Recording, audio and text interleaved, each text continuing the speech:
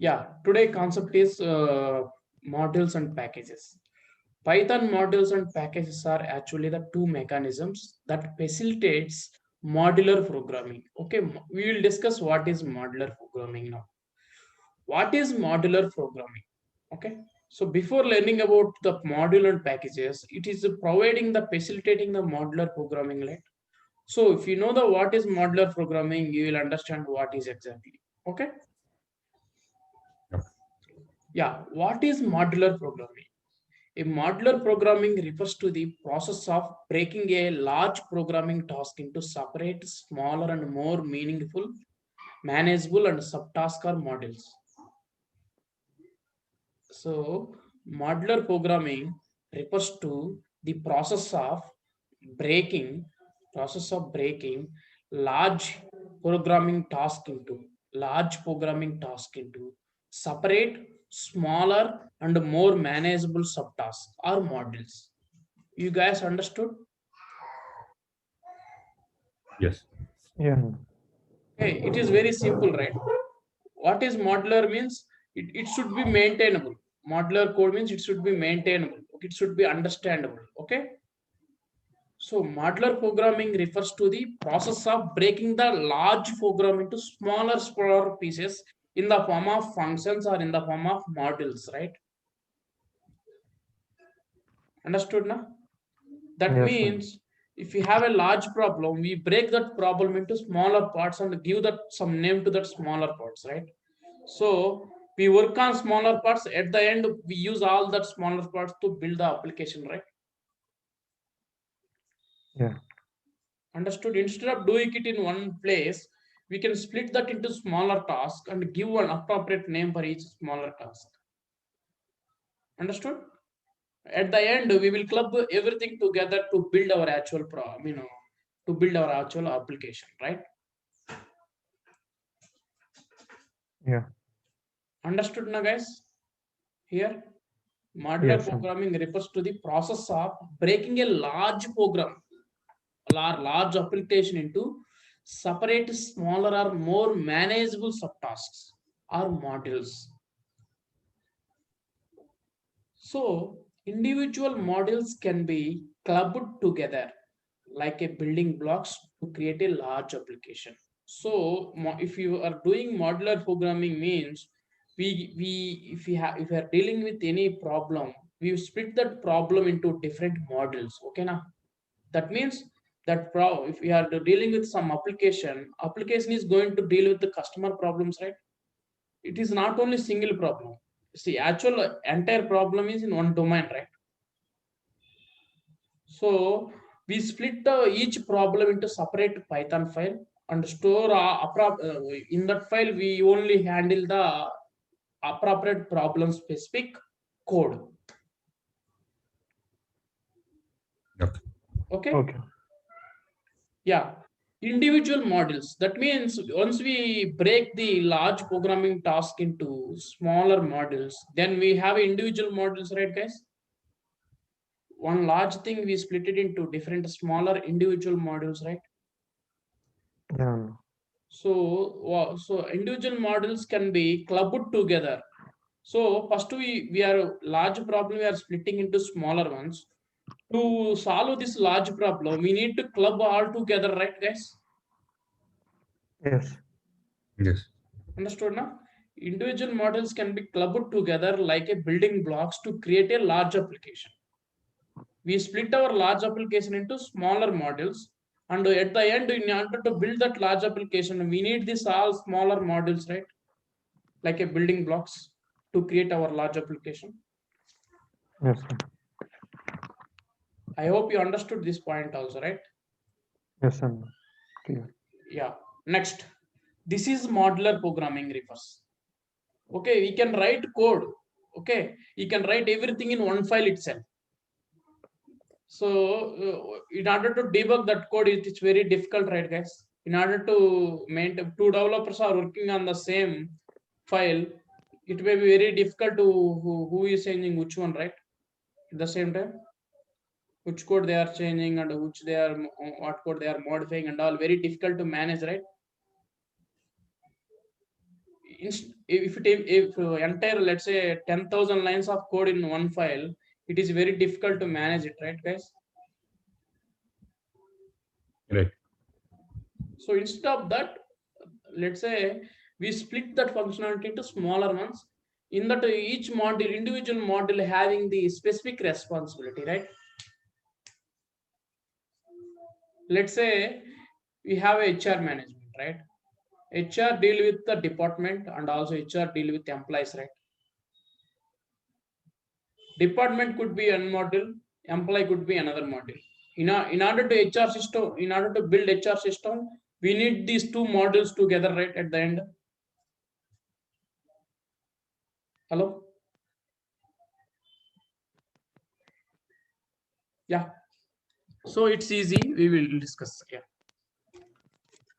So the advantages to modularizing code in the large applications.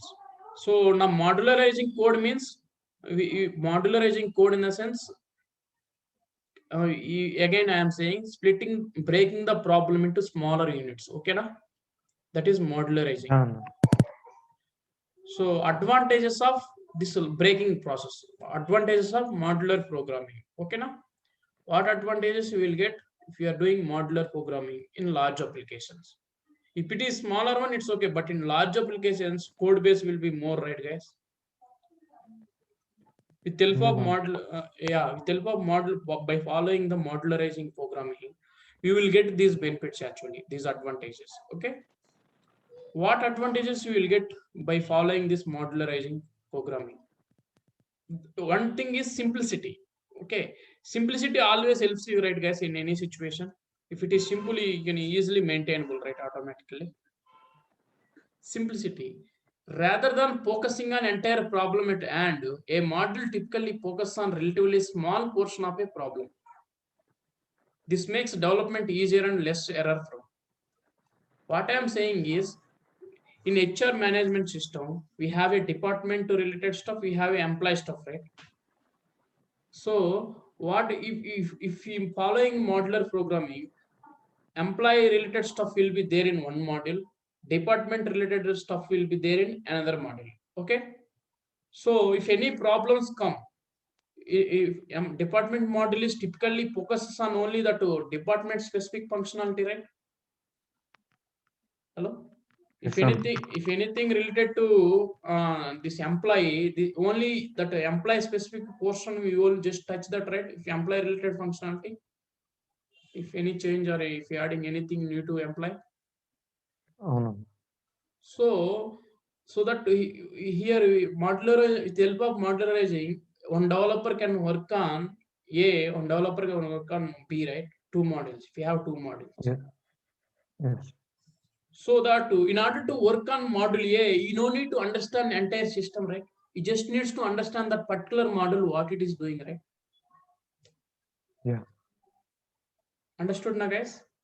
Even today, whoever is working in product, they really don't know about entire application. Okay, now they're just focusing on the module where they are working. Okay, because our larger application is split into smaller ones, right? So in order to work on particular A area, you just have to familiarize with the area, what input it is taking, what output it is giving, right?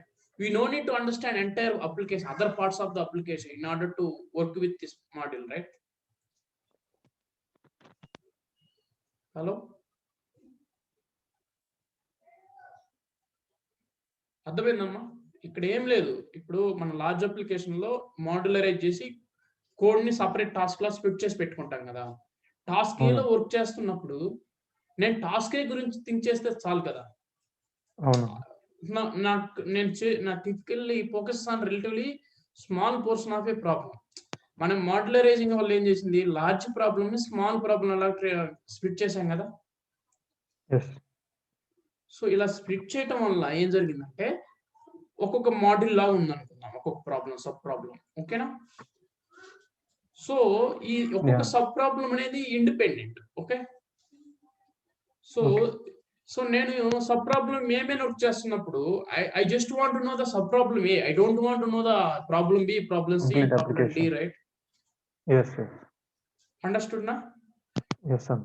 So if all problems are there in at single place, because if we let's assume we are not doing modularizing, that means entire code is clubbed together at somewhere, right?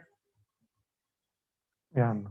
So if you are touching A, if you are touching problem A, but you have to understand the problem B, problem C, problem D also right there, Yes. because it's already everything is clubbed together in the form of code, right? Yeah, Anna. Understood? Yeah. So that is the issue there basically. Okay na? So ila చేయటం వల్ల ఏంటంటే if your code is following modularizing, so that it is very simplicity, like rather than Easy focusing on understand. entire problem at the end, a module specifically focus on relatively small portion of a problem, right? So this makes development easier and less error prone. It automatically makes the development easier right here. Yeah, Anna. So I am working on B. My concern is only about B, right? If you're working Yeah. on C, my concern is only about C. You split your problem into smaller chunks, smaller modules, okay? Okay. So automatically it is very simple, right? This makes development easier, right, guys? In point of reading Yes, code or Anna. maintaining code. Understood? అవును అవును yeah అర్థమైంది. Yeah. Next thing is maintainability. Modules are designed in the way that they are logically some boundaries, okay na? So design module maintainability in the sense we split our problem into different modules, right? So in each module we have a specific name, right? What it is dealing, let's say smaller every even if we're splitting a larger problem into smaller sub problems, each sub problem having some meaningful functionality, right, guys? Yes అన్న. So, maintainability is if we following modularity, we design our module in such a way that we have a logical boundaries between one module to another module, right? Module A is one, module B is one, right? These two are logically divided into two boundaries, right, guys? Yes అన్న. So, we use these boundaries. So if you are making changes to A, our module B does not know about it, okay? Okay. So because these are logically two different boundaries, right? Basically. Understood na, guys? అవునన్న. Yeah అన్న. So if you are making changes to module A, we are just concentration on module A, right? Here we are maintaining maintenance will be very easier, right? We don't need to worry about B, C, D, right? Yes. So next thing is reusability. Yeah, as you seen from first day onwards, we wrote the plain script. That in order to use that, we have to run that file itself, right? No other scope, right? Yes. After that, we introduce a function concept. So function is like a piece of code that can be reused any number of times, right? Yes within that program. Within that file, or you can import that file into some other function or some other module also, right? If you follow modularizing code. Yeah అన్న. That is one thing. After that, we introduce a class concept, right? Yes. So classes are helping us to structuring our programming, splitting large problem into smaller ones, and reusing that code, right? Basically, at class level. Yeah. So in case of a module is if you are reusing class, you can access all members in the class, right? Automatically can reuse all members in the class, right? So if you are reusing module, automatically all members in the module can be reused outside, right? Yeah. Is my voice audible? Yes అన్న వినిపిస్తుంది. Yeah. Automatically we can reuse all members of a module outside this module by importing that module members into other module, right? Yeah అన్న. So this is the concept reusability, okay? Functions defined in a single module can be easily reused by other parts of the application. By other parts of the application means some other modules. Okay, na? In application, we have a different modules. If you want to module A functionality in module B, we just to import that module A members into module B, right? We no need to define Yeah. again that thing from scratch in the module B, right? అవునండి. So that's what you are saying. Functionalities defined in a single module can be easily reused by other parts of the application. So through the appropriate defined interface. Okay, defined interface is there is a one file. In that file, we import our module A members into that file and use that imported members in that file, right? Yeah. So reusability means this eliminates the need to duplicate code, right? If we are able to reuse already existing one for our class, we no need to define that again, right? So this అవునండి. automatically eliminates the need of duplicate code, right? Duplicate code. Yes. This is one advantage we will get. Okay. I think you understood, guys, this part. Yes. If you have any doubts, we will discuss on these three: simplicity, maintainability, reusability. And the next thing is scoping. Okay, now scoping in a sense availability, right, guys? And which scope we have? What is the scope of this problem? Like that we discuss, right? Scoping is basically the giving namespace to our problem. Okay, now modules typically define a separate namespace, which helps avoid collision between identifiers in different areas of a program. Understood now, guys? Modules typically defines a separate namespace, which helps avoid collision between identifiers in different areas of a program. So basically, here, while defining module, we do xyz.py file, right? Inside this file, we write a is equal to 10, okay?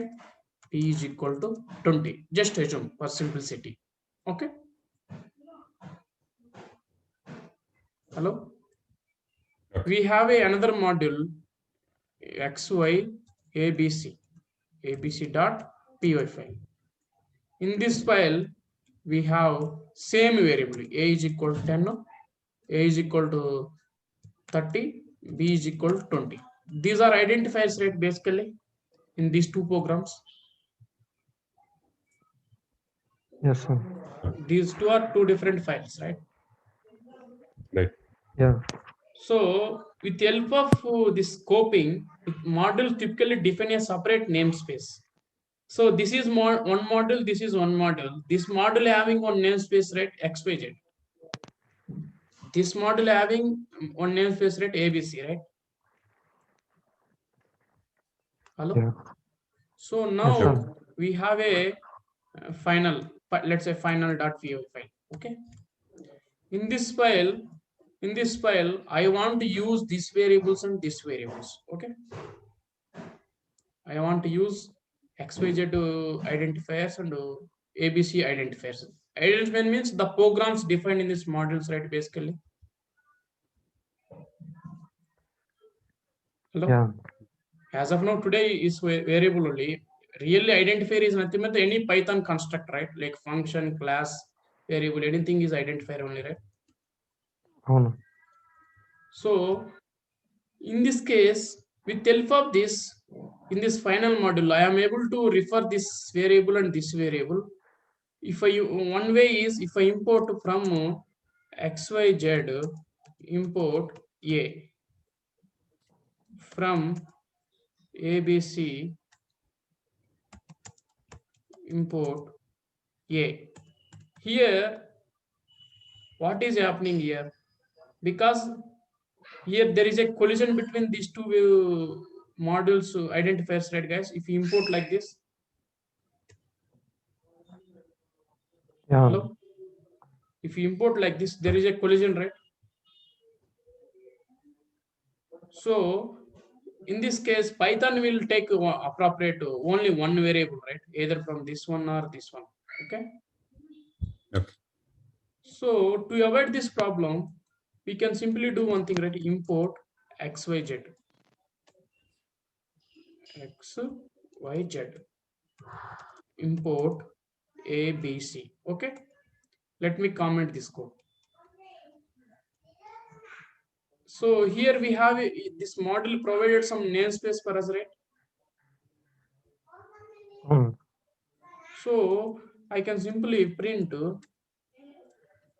I can do print xy. If I want to access xyz a identifier, I can simply xyz dot a, right? Print Right. abc dot a, right? Now this, in this final program, we are able to call these two identifiers, right? Yes. So here with the help of this, we can avoid the collisions, right? With the help of namespace, collision between these two identifiers. Okay. Understood? Scoping. Okay now. Modules typically define a separate namespace, which helps to avoid collisions between identifier in different areas of a program. This is one area of program, this is another area of program. Here we have same identifiers. While using them, we will get collision like this, right? Sometimes. So Right. instead of that, if you just import the namespace, with the help of namespace, we can call these members, right? So here we can avoid the collision between same identifiers, right? Yes. Yes, sir.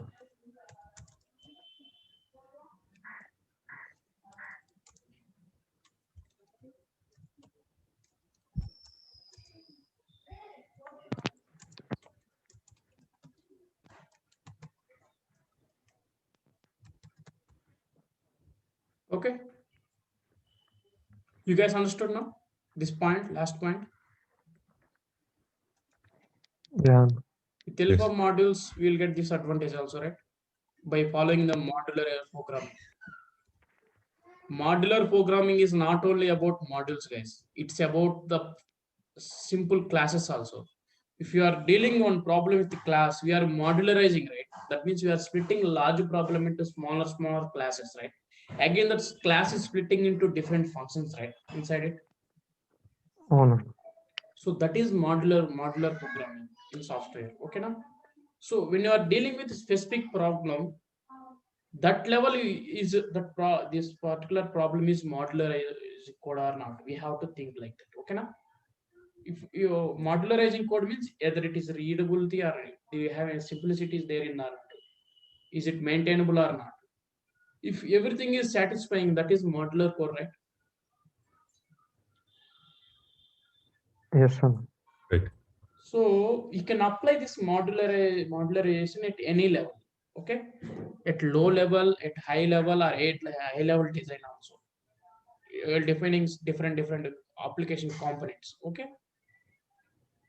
So today we are, as we discussed, we are discussing about models. That's why we are going to discuss this modularizing in the context of models. Okay, different files. Okay. Okay. Yeah. Thanks. We will reconnect now. So this is like a high level introduction about that modularizing. So we will define our modules and do the stuff.